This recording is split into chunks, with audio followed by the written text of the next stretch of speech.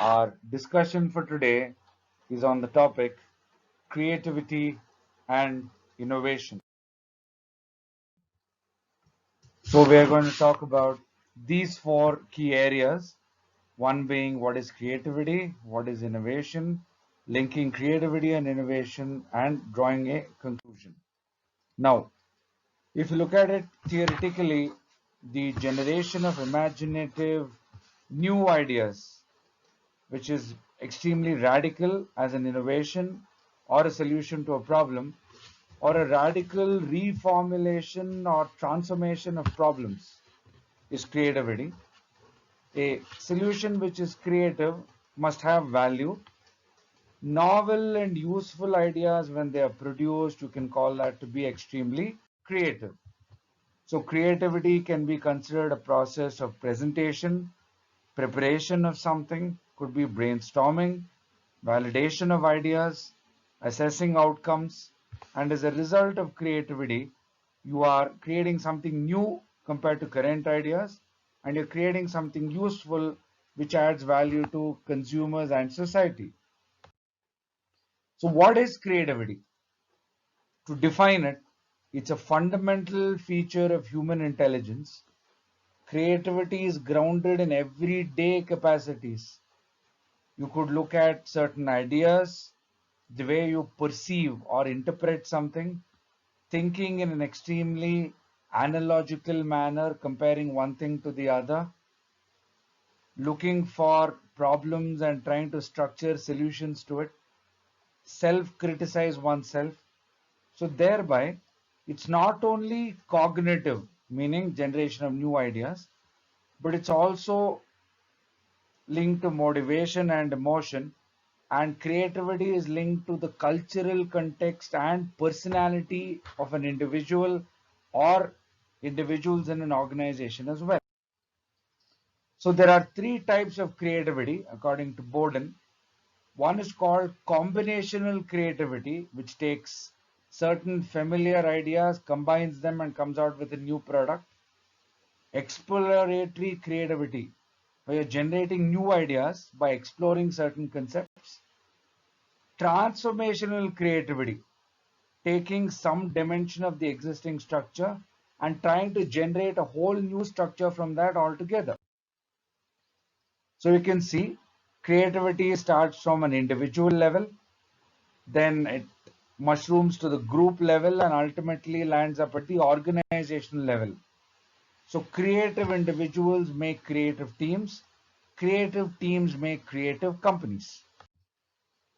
When you look at individual creativity, you look at the personality trait of an individual, their experience, their attitude towards complexity, their energy, intuition, sixth sense or that gut instinct, their self-confidence, and their capability to resolve problems could impact their creativity. So other important factors here for an individual is they need to be persistent. Curiosity is a great driver for individual creativity. The intellect and their control that they exhibit shows you how creative they are as an individual. So thereby, intrinsic motivation, being self-motivated and having the right knowledge are two big tools in generating and promoting individual creativity. You look at group creativity, diversity, people from different backgrounds, different economies, different knowledge spheres are very beneficial in engaging and developing group creativity.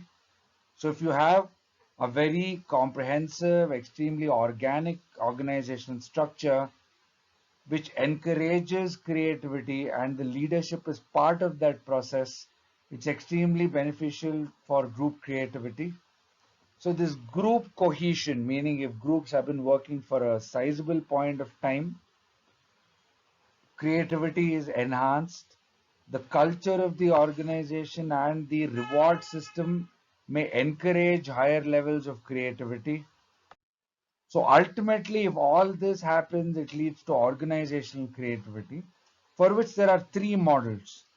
The first model, called the Amabile model, talks about how a firm innovates if it motivates employees, provides the right resources, and manages the work environment. The Equal model says a creative environment has an influence on the results of the company.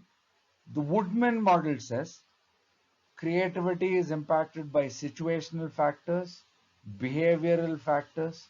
So, what goes on within an organization, the influences situationally and behaviorally can either stimulate organizational creativity or inhibit organizational creativity.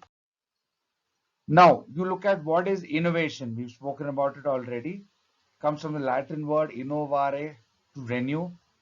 Innovation equals invention plus exploitation commercially. Innovation is needed to adapt, differentiate, and survive, especially in environments and tumultuous times like now, the present. So, innovation in its own title says it's the creation of new products, techniques, processes, or services. So, creativity actually goes hand in glove with innovation. You are generating, implementing new ideas, and you're making them useful. Types of innovation, of course, we've spoken about already, but I'd like to deal with this from a creativity standpoint. When you look at product or a service innovation, you are looking at ways to improve it. And most of the times, when you're improving it, you need to be creative in what you do. Please observe this picture in front of you. In Japan, in order to save space and in order to enhance their production of the watermelon crop, the Japanese came out with the concept of the square watermelon. Occupied lesser space than the round watermelon. You could easily stack it. It was easier to carry than the round watermelon. So what they did, they looked at existing phenomenon. They used new methods of agriculture and technology, and they were really creative in coming out with this square watermelon. Then you look at process innovation, where the best example, you can see the drone in that photograph. Companies like Amazon wanted to innovate their delivery process. They wanted to reduce cost of delivery. They wanted to ensure in-time delivery. And what they did was they got creative. They said, why not utilize drone technology? Why not make drones deliver parcels at short distances? So you reduce the time of delivery, reduce the cost of delivery, and you're able to deliver greater customer satisfaction. So creativity with the process, very well highlighted here. Marketing innovation. So most of all the marketing innovations that you have seen are extremely creative. You see, this McDonald's box was painted on a street in the United States where the crossing lines were the French fries from McDonald's. So that's excellent PR and marketing for McDonald's. Excellent strategy, being so creative and demonstrating how McDonald's is part of one's everyday life. By doing this, they uniquely changed the positioning of the product, really innovated it from the marketing standpoint, but couldn't have happened without creativity going hand in glove here. So organizational innovation is greatly supported by organizational creativity as well. Now, how do we link creativity and innovation becomes extremely crucial.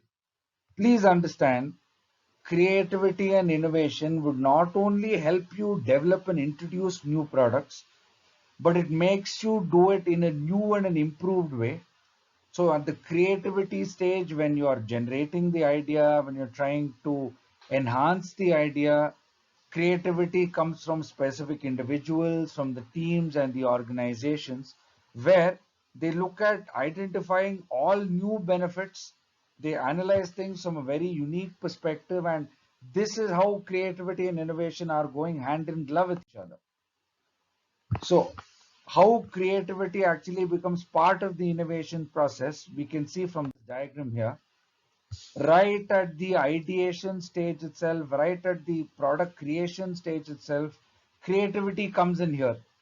When you're testing the concept, when you're trying to bring it to the market, when you're trying to commercialize it, from the idea to the innovation stage, each and every individual point has creativity intertwined as part of the thought process.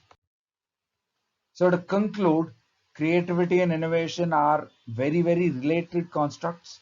Enhancing creativity fosters greater innovation in firms. Creativity is a very necessary prerequisite because it not only helps you generate new ideas, but helps you generate unique ideas which can be implemented from an innovation standpoint.